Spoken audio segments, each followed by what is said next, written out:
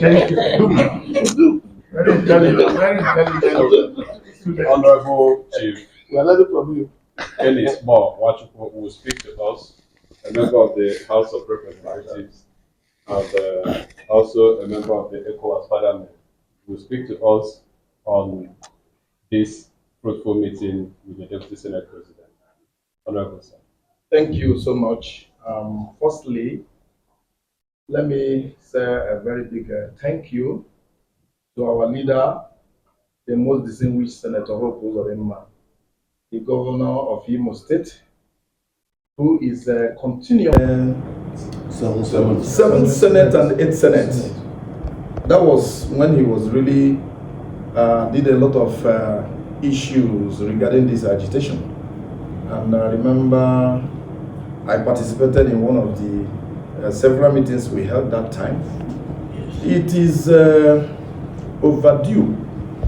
It is very, very important.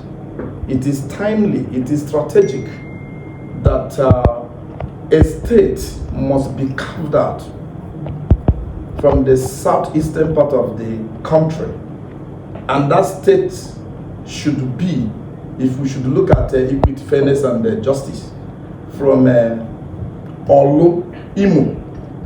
If you look at Olu zone, we have 12 local governments, and having our brothers and sisters from our sister state, Anambra State, becoming part and parcel of this process, it will create a kind of parity, because there was a disparity in the whole process, and we've been shortchanged. It is not okay, and believe that with this new order, kudos to the president, which I strongly believe as a core Democrat will give justice to this new order, and that will bring happiness, joy to the entire southeastern state, and by extension the entire Nigerians, because we've been shortchanged. Thank you.